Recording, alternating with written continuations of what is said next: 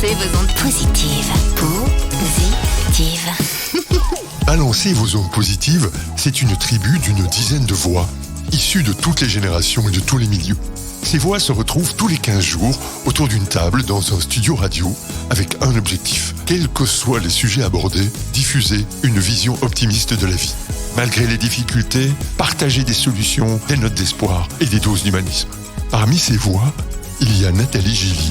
Magicienne contagieuse, elle nourrit la cohésion des groupes et le bien-être des individus. Elle nous donne des missions qu'elle appelle ocytocine.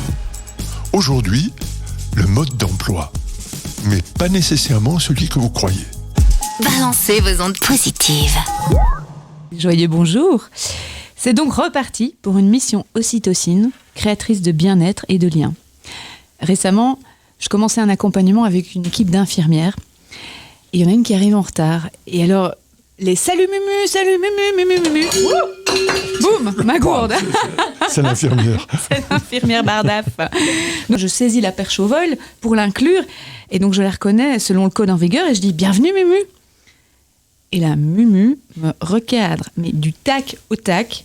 « Ah non, hein, moi je déteste qu'on m'appelle Mumu, moi c'est Muriel ». Alors, j'étais un peu interloquée, mais je m'adapte, je dis « Bienvenue Muriel ». Et là, j'assiste aux réactions de l'équipe qui tombent des nues. Ça faisait des mois que tout le monde l'appelait Mumu dans le service.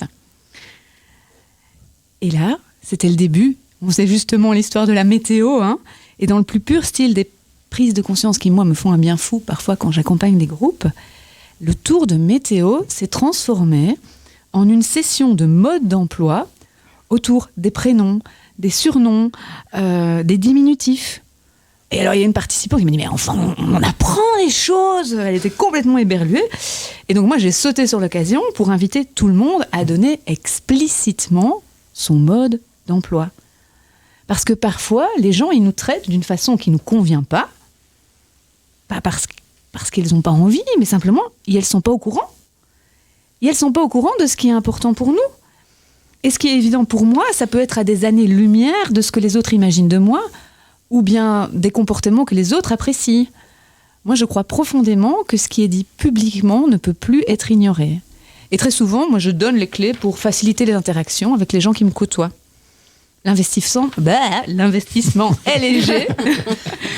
J'aime pas ce mot, investissement, je m'en rends compte. L'investissement est léger au regard des résultats engrangés. Ainsi, dans mon ancien boulot, j'avais expliqué à mon collègue, agacé par mes éclats de rire qui peuvent être tonitruants, que j'étais bruyante, mais pas du tout susceptible. Et donc, il avait la possibilité de me faire signe sans prendre de gants, quand c'était trop pour lui, et vraiment, ça a facilité notre relation. Quand je rentre d'une journée particulièrement intense, je sens que je suis un peu nerveuse, j'avertis mes piou-piou, je suis fatiguée, et mon niveau de patience n'est pas très élevé. Je me souviens aussi d'un très très beau moment lors d'un de mes coachings d'équipe. Une participante a expliqué qu'elle avait besoin de moments pour elle entre les séances d'accueil des demandeurs d'emploi. Et c'était la raison pour laquelle elle commençait tous ses temps de midi par un temps à part du reste de l'équipe. Et son partage a été salutaire parce que ses collègues y pensaient qu'elle leur battait froid. Tout ce qui est posé explicitement vient nourrir la culture partagée par les personnes en présence. Et plus cette culture partagée grandit, plus les relations sont harmonieuses. Et voici donc, vous me voyez venir, la mission ocytocine du jour. Je vous invite à donner votre mode d'emploi et à tester l'effet que ça produit sur votre entourage. Alors, vous choisissez une petite chose, facile à expliquer, un enjeu qui vous fera du bien, sans devoir vous mobiliser trop émotionnellement parlant. Un premier petit pas. Choisissez un besoin qui est présent chez vous, une façon de fonctionner qui vous est propre, un geste qui vous fait fondre, une clé pour interpréter l'un ou l'autre de vos comportements. Testez au travail, à la maison, ou bien les deux, et savourez l'effet produit. Votre bien-être est à portée de voix. Zoupiti zoup. Balancez vos ondes positives. Merci de nous écouter. Vous pouvez retrouver sur toutes vos plateformes de podcast les autres chroniques de Balancer vos ondes positives, soit isolément, comme vous l'avez fait avec celle-ci, soit en écoutant l'émission Balancer vos ondes positives dans son entièreté, avec, en bonus, tous les échanges et débats de la tribu.